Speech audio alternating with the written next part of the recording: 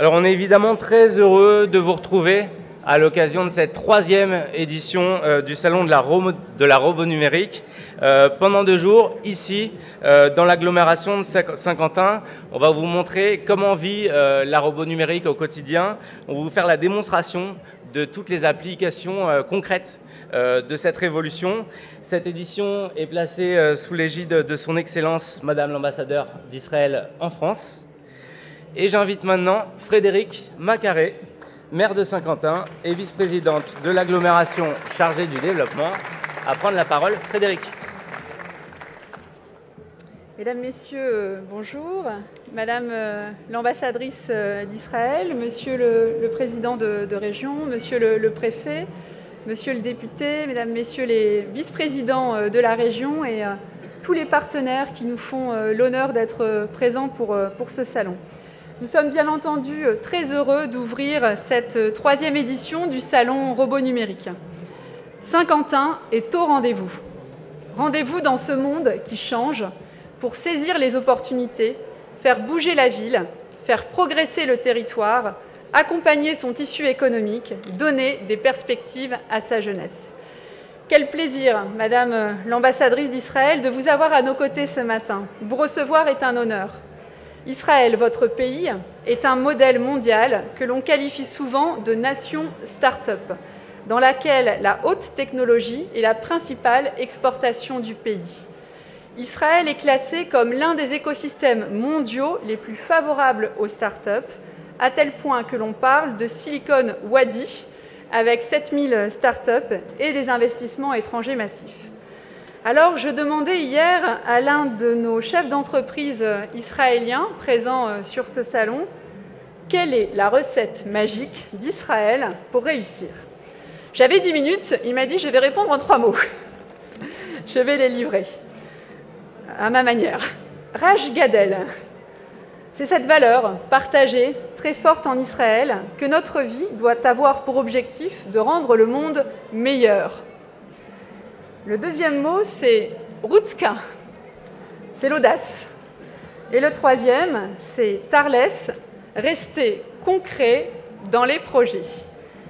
3 enseignements à partager. Merci à Yossi Dan d'avoir eu la gentillesse de dévoiler ces secrets qui peuvent nous faire aussi réfléchir, notamment le concret en France.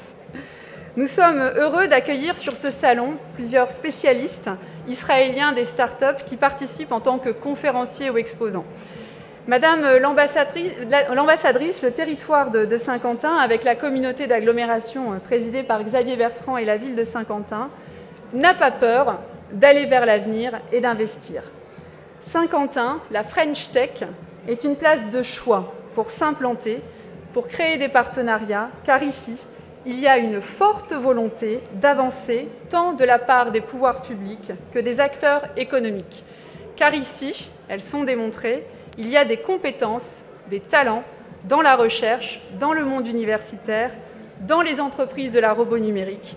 C'est pour cela que nous avons obtenu la labellisation French Tech.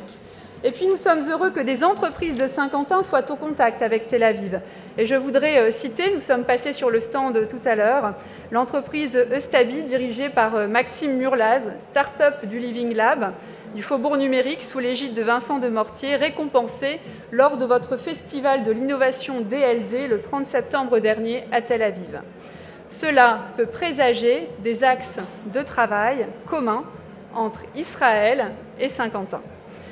Ce salon que nous avons le plaisir d'ouvrir ensemble a pour ambition de présenter les meilleures technologies dans le domaine industriel, agricole, des smart cities et beaucoup de démonstrations.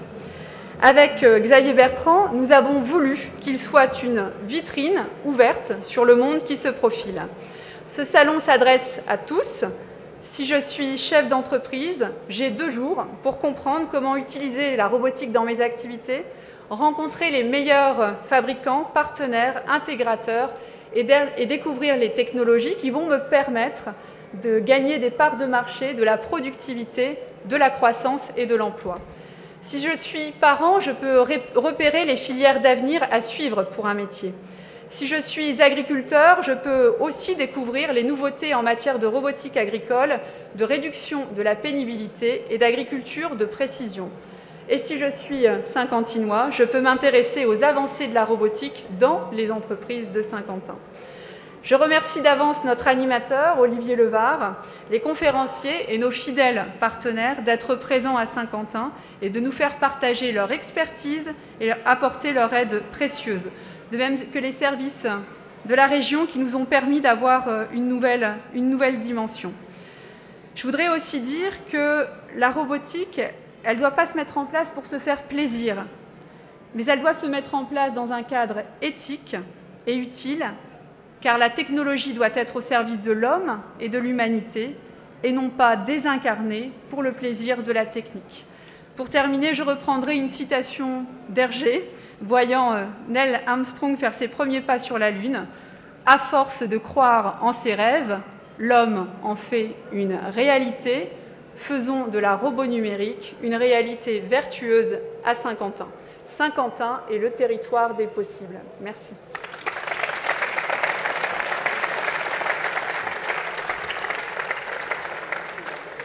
J'invite maintenant Frédéric Motte, président du MEDEF Nord-Pas-de-Calais.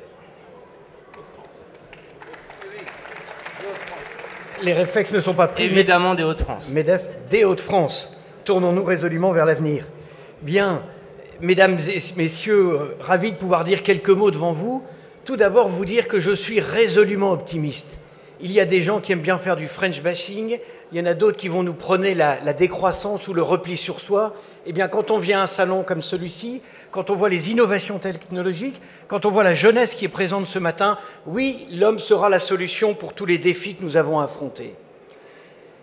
Nos chefs d'entreprise, un petit peu comme la météo, tous les jours, elle s'impose à eux, eh bien, la mondialisation et la révolution du numérique, elle s'impose à nos entreprises. Et nous, au niveau de notre mouvement syndical patronal du MEDEF, notre challenge, il est à 3 niveaux. Premièrement, c'est de travailler avec les acteurs du territoire, les élus, le monde universitaire, pour créer l'écosystème favorable au développement de nos entreprises. Le deuxième, face à ces enjeux, c'est de mobiliser nos chefs d'entreprise. Nous avons trop de chefs d'entreprise qui sont sur le côté de ces révolutions numériques. L'entreprise qui ne monte pas dans le train, nous sommes convaincus qu'un jour ou l'autre, elle ira dans le mur.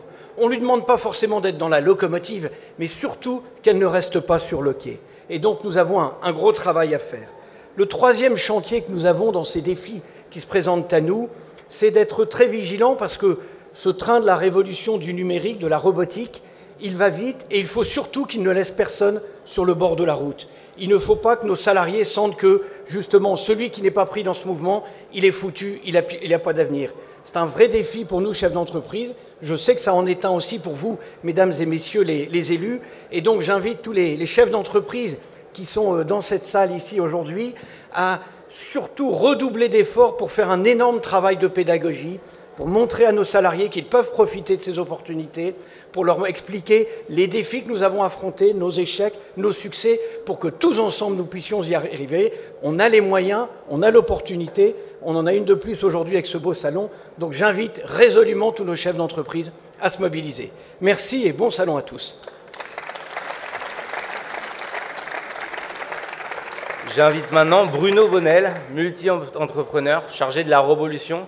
Je tiens à dire que Bruno était présent avec nous l'an dernier par téléprésence. Je crois que vous étiez malade, Bruno, et cette année, on l'a en chair et en os, c'est beaucoup mieux. Bonjour. Écoutez, je suis là depuis le début et je suis épaté. Épaté, je ne vais pas vous faire un discours sur la robotique. Il y a plein de gens bien plus compétents que moi qui vont le faire, mais je suis épaté par la dynamique qu'on constate sur un territoire comme celui de Saint-Quentin, la cristallisation des espoirs qui se tournent autour de la robonumérique. Et en discutant avec Xavier Bertrand hier, je lui disais que finalement ce mot robonumérique, qui était au départ un assemblage, un néologisme un peu complexe, prend beaucoup plus de sens dans la révolution et la transformation à la fois des services et de la production qu'on peut anticiper dans les années à venir. Qu'est-ce que je veux dire par là?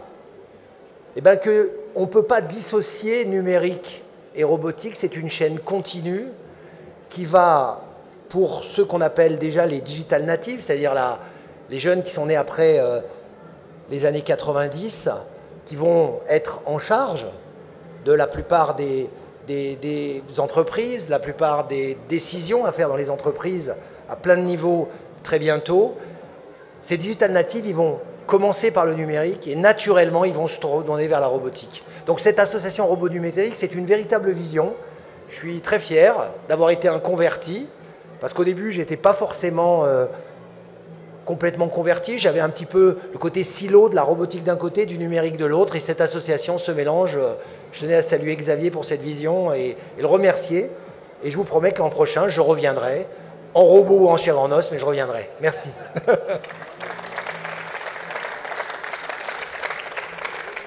J'invite maintenant Guillaume Delbar, vice-président de la région Hauts-de-France.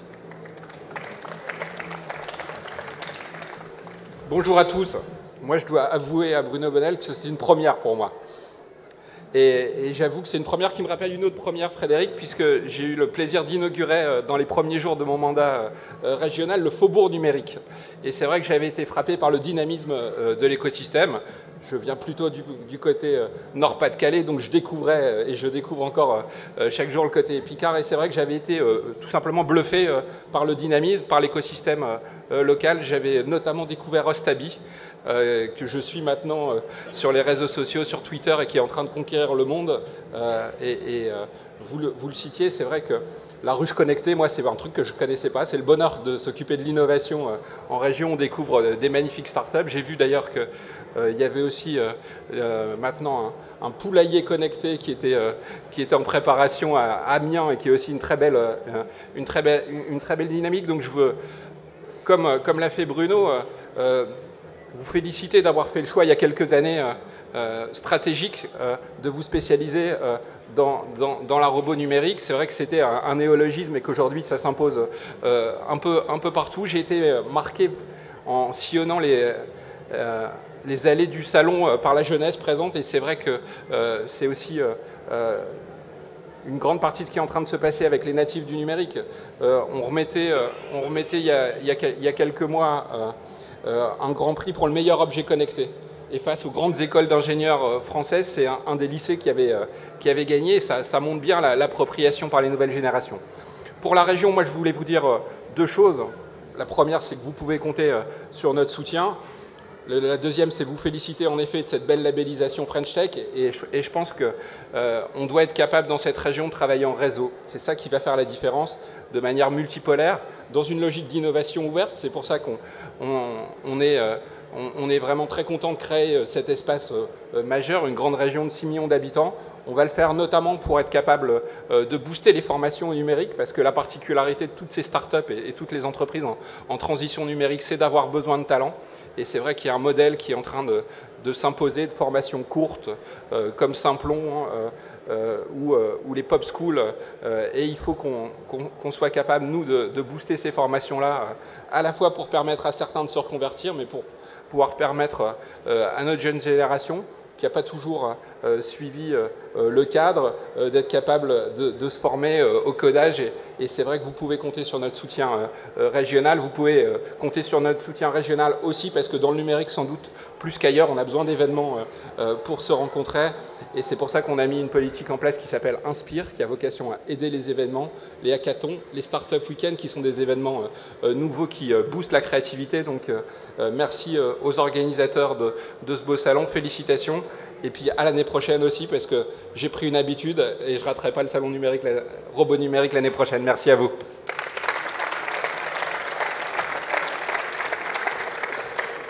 J'invite maintenant son Excellence, Madame Aliza Bin-Noun, ambassadeur d'Israël en France et à Monaco.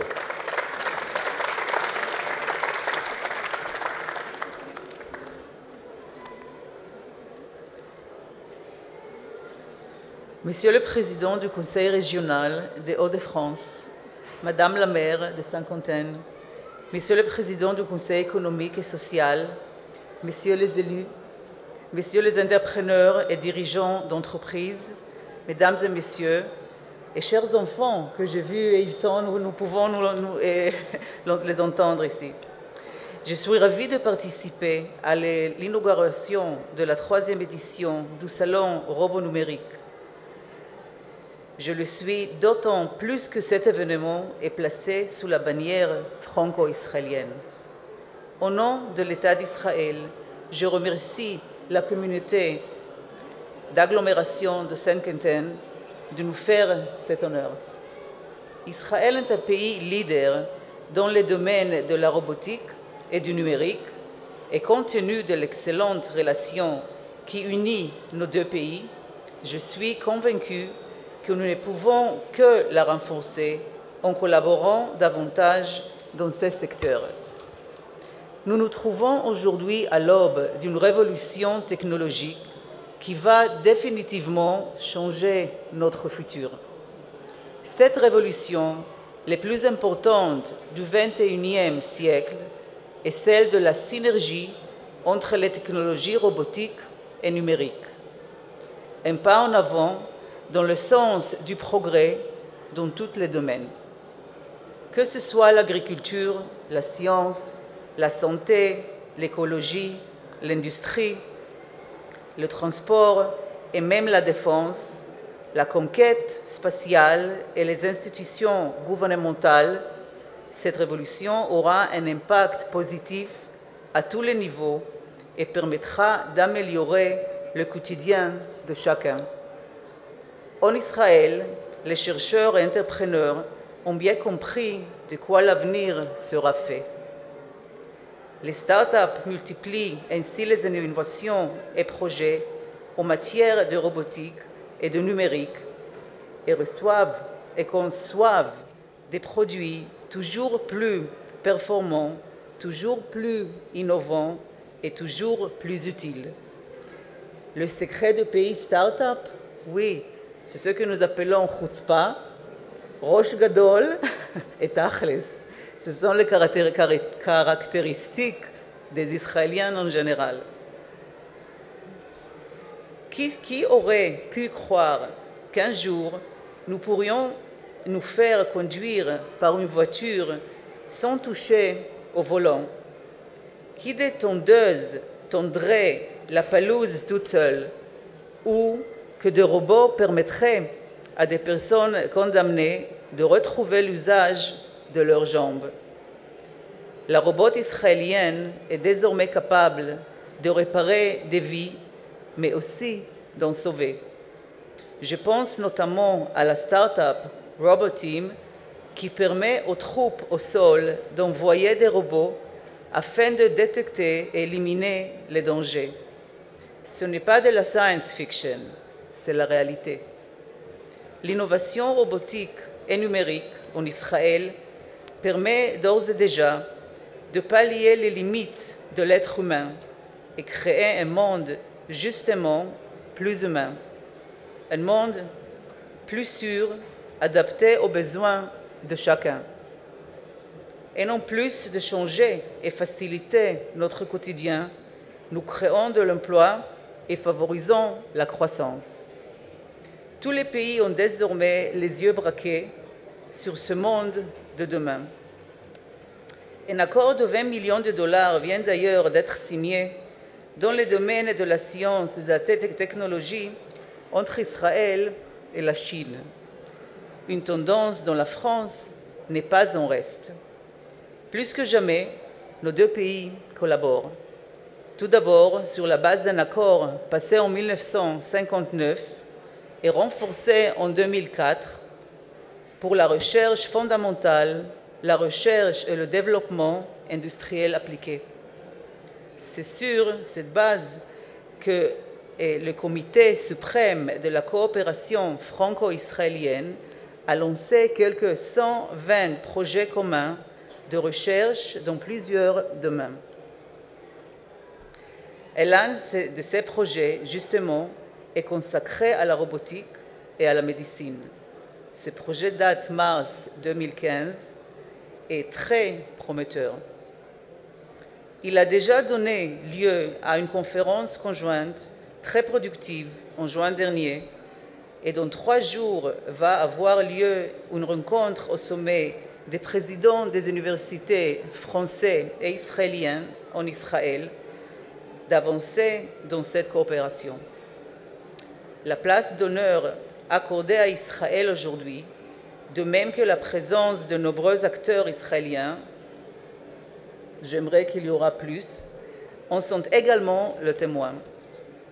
Mesdames et messieurs, la France fait partie de nos partenaires commerciaux les plus fidèles. Cette année, par exemple, la France est arrivée au 6e rang des exportations israéliennes. Quant à l'année dernière, elle a vu se renforcer le tandem franco-israélien d'une manière remarquable. J'en veux pour preuve une coopération économique et commerciale marquée par de nombreuses visites et délégations, ainsi que la tenue de salons et autres événements, comme par exemple des jours d'innovation qui avaient lieu ici en France. La nation start-up est extrêmement fière d'inspirer aujourd'hui la French Tech. Nous nous réjouissons véritablement d'étendre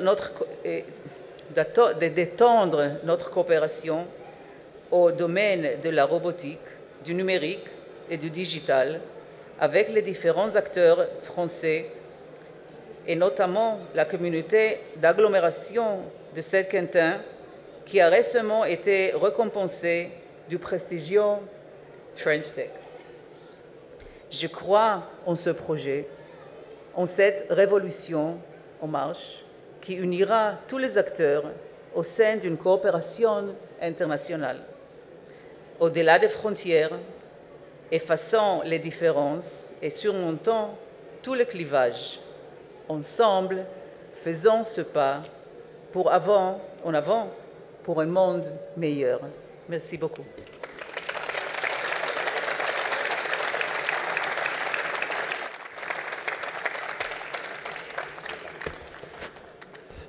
Merci beaucoup, Madame l'ambassadrice.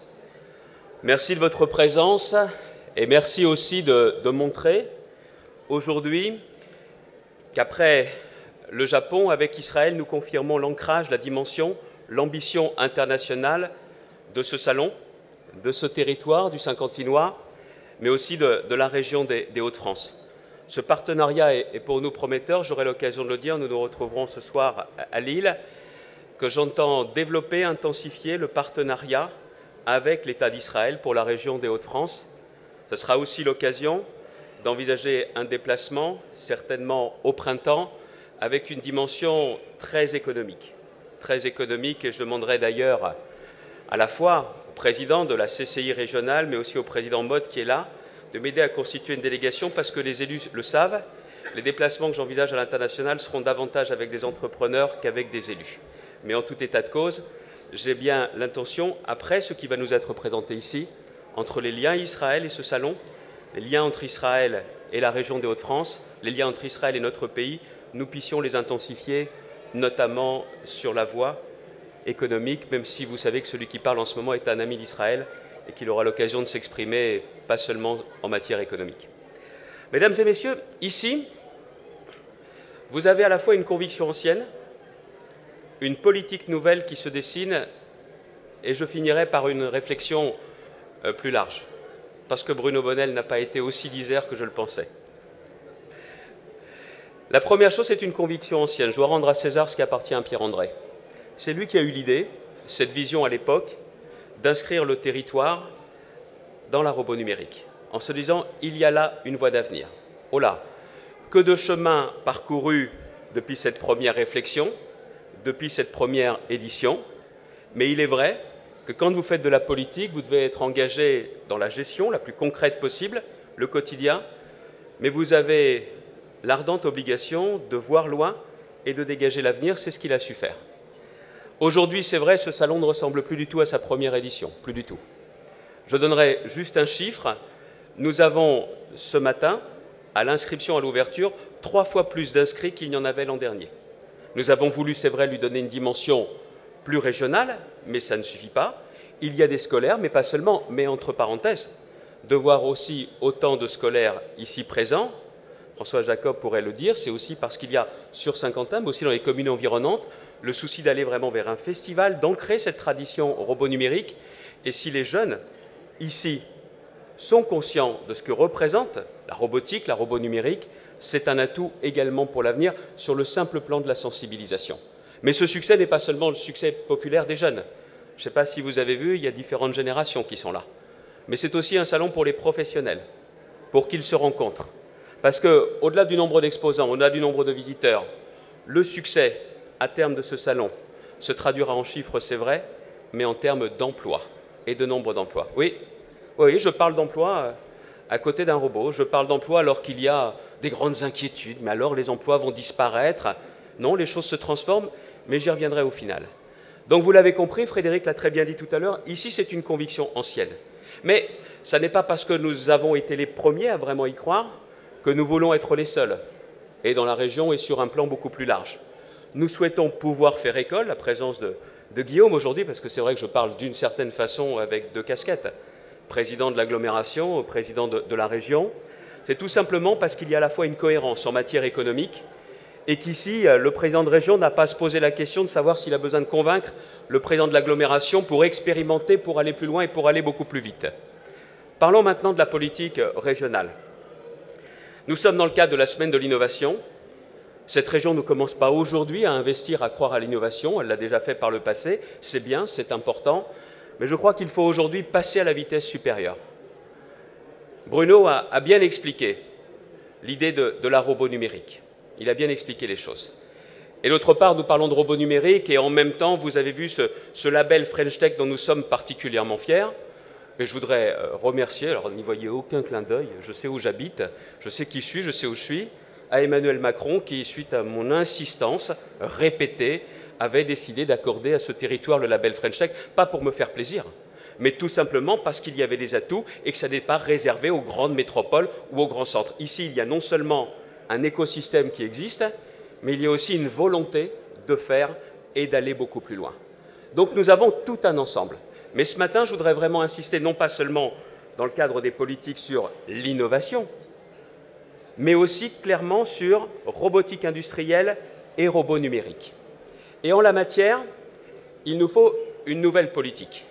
Vous avez des dispositifs nationaux qui existent aujourd'hui, on peut parler du succès, mais en tout cas je souhaite qu'ils se poursuivent, mais qui permettent notamment de financer jusqu'à 10% d'un investissement.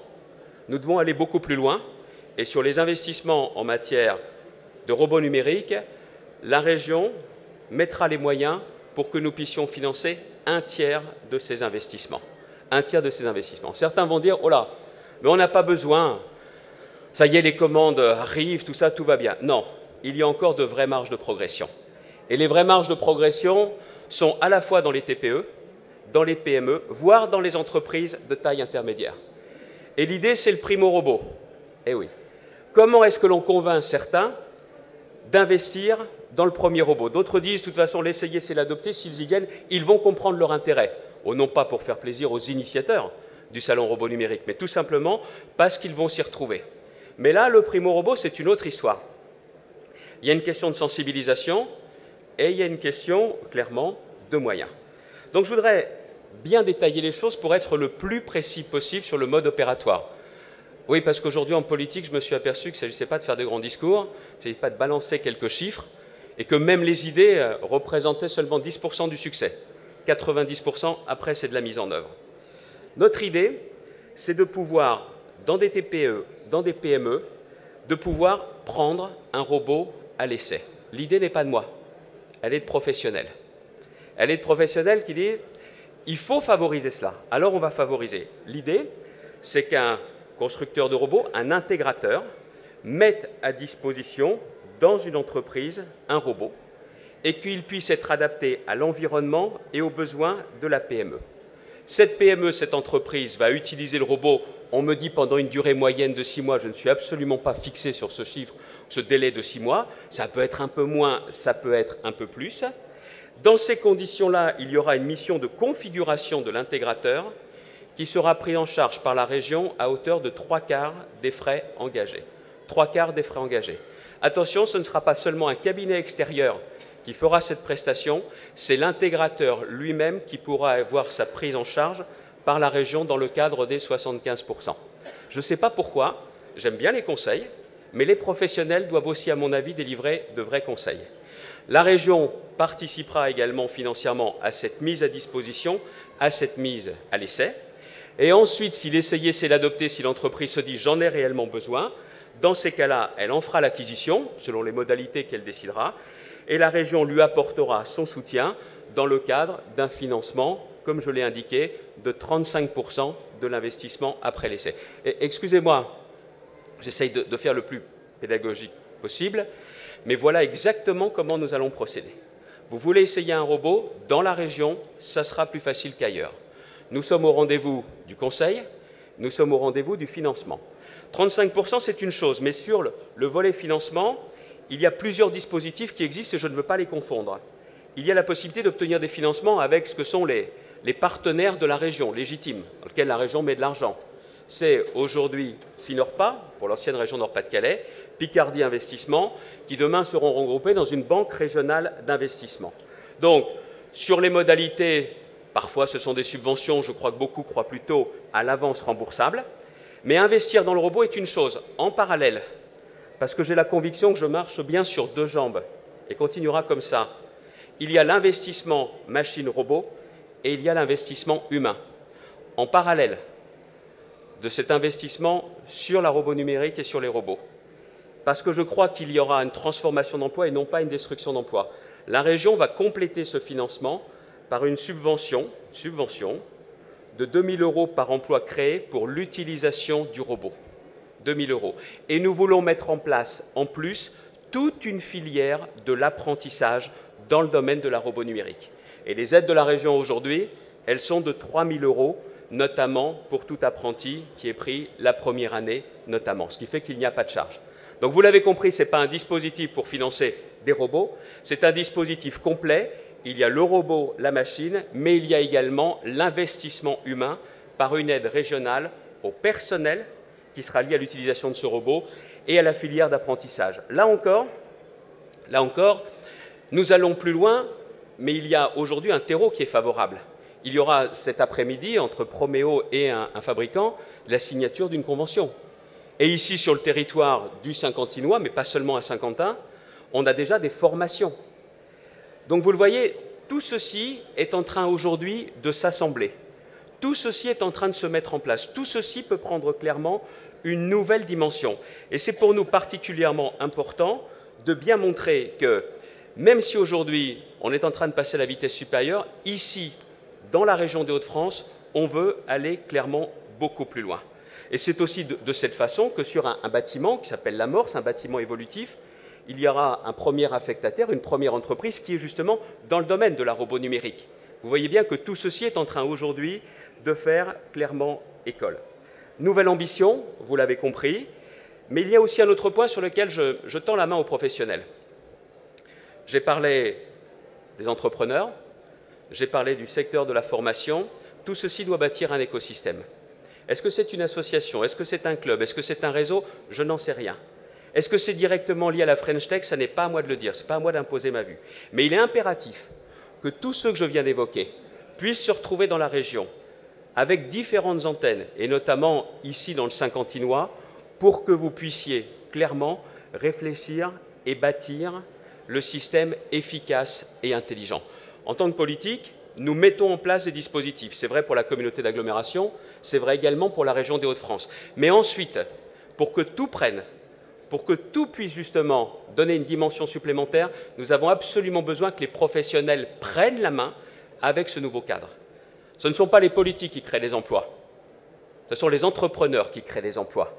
Mais je sais aussi que le rôle du politique n'est pas de regarder passer les trains, c'est tout simplement de prendre les responsabilités et de créer cet écosystème. Je pense que nous donnons ici les moyens de le faire, mais il faut aujourd'hui clairement que chacun prenne ses responsabilités.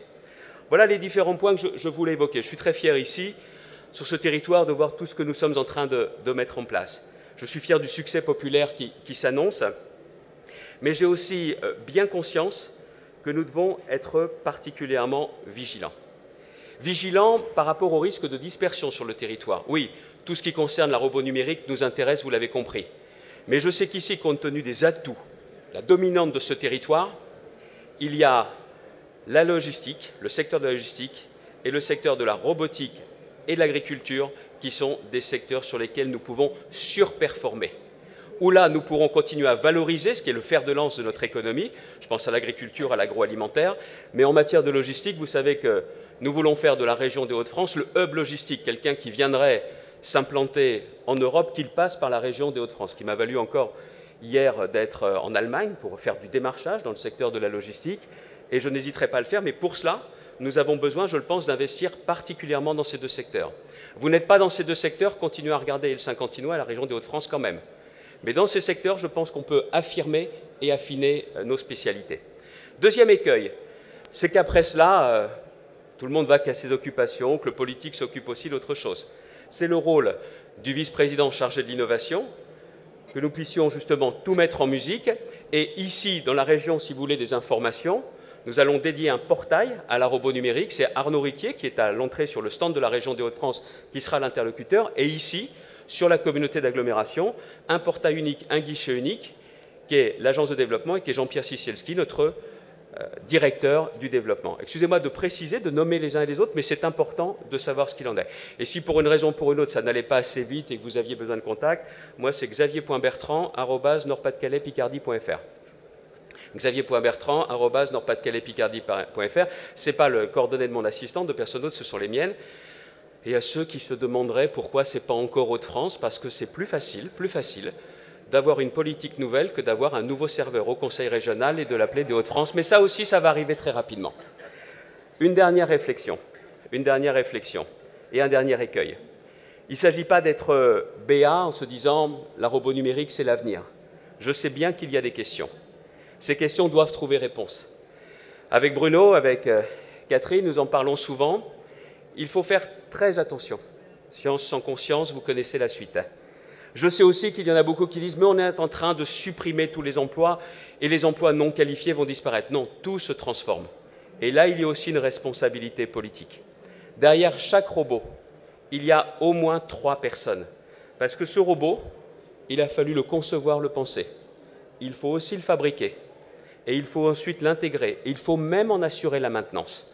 Ce ne sont pas des robots qui feront tout cela. Et donc derrière cela, nous avons un risque. C'est de passer à côté de la robot numérique comme nous sommes passés, hélas, à côté de la machine-outil.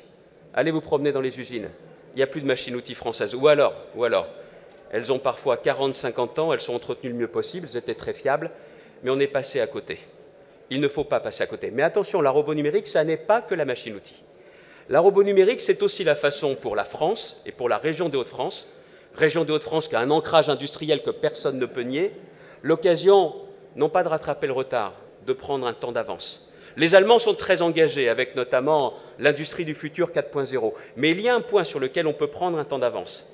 C'est sur la numérisation des process, la digitalisation des process. Et là, honnêtement, dans certains pays très lointains, on y est. Nous souhaitons aller dans cette direction. La région des Hauts-de-France est prête à mettre de l'argent sur l'innovation. Vous l'avez vu. La région des Hauts-de-France est prête à mettre de l'argent sur la formation pour créer toute cette filière, parce que c'est tout cet écosystème qui peut nous permettre de relever le défi de l'emploi. Et dites-vous bien une chose, c'est qu'il n'y aura jamais d'usine avec que des robots, mais surtout si nous passons à côté dans la région, d'autres pays, d'autres nations ne passeront pas à côté, bien évidemment. Et ce n'est pas à Israël que je pense, Madame l'ambassadrice, c'est notamment à l'Allemagne, voire à l'Italie. On est passé à côté d'un rendez-vous sur la machine-outil, ne passons pas à côté du rendez-vous sur la robot numérique. Le tout dernier point, il sera beaucoup question à côté, ici, d'intelligence artificielle. Il y a une ligne rouge à ne pas franchir.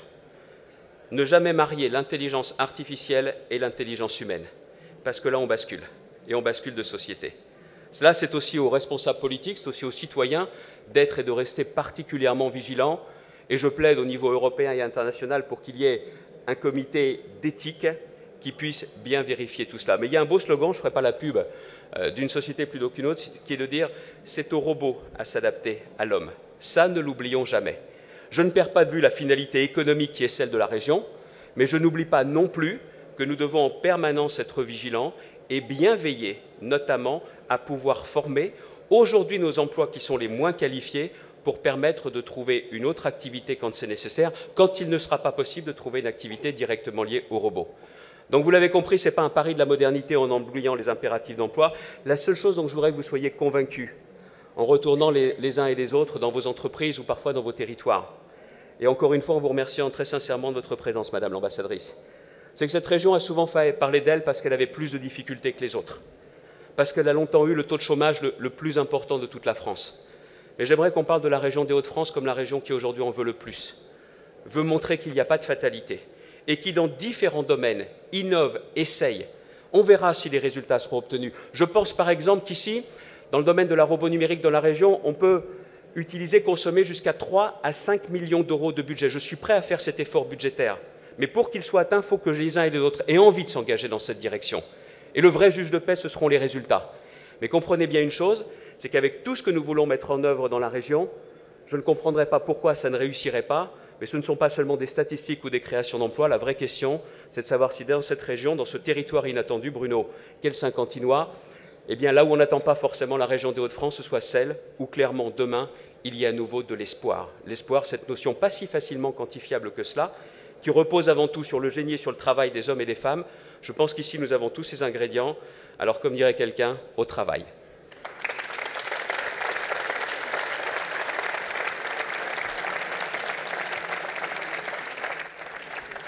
Et j'invite maintenant Nicolas Basselier, préfet de l'Aisne.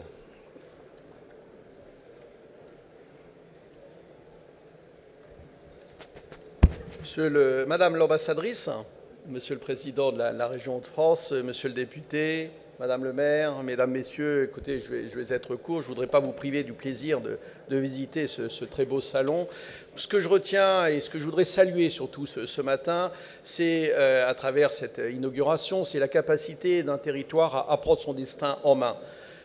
Saint-Quentin, vous le savez, est un ancien bassin industriel qui a connu son heure de gloire il y a bien longtemps, qui a bénéficié, comme beaucoup d'autres régions de notre pays, des Trente Glorieuses et qui, comme les autres territoires, a beaucoup souffert depuis une trentaine d'années. Mais en prenant cette initiative d'investir sur de nouveaux champs de développement, de recherche, eh bien, il a montré, il a prouvé qu'il ne se résignait pas au déclin et que, bien au contraire, il avait la volonté de se projeter dans l'avenir. Donc, vraiment, moi, ce matin, je voudrais saluer tous les élus, tous les acteurs économiques, mais aussi les acteurs de la formation, de la recherche du Saint-Quentinois, grâce auquel eh bien, cette synergie est en train de prendre, de se développer avec donc, ce très beau résultat du Salon de la robonumérique. Nous avons inauguré il y a quelques semaines le campus universitaire de Saint-Quentin et nous voyons bien que quelque chose est en train de se produire autour de ce domaine. Alors, on a évoqué, vous avez évoqué, vous les professionnels, un certain nombre de grands rendez-vous des acteurs de la robotique, de la numérique dans le monde. On a parlé de Tel Aviv, on a parlé de Shanghai, de Las Vegas, on a parlé du Japon. Eh bien, je suis très heureux et fier de dire qu'aujourd'hui, pour les acteurs de la robotique et de la numérique, Saint-Quentin is a place to be. Merci.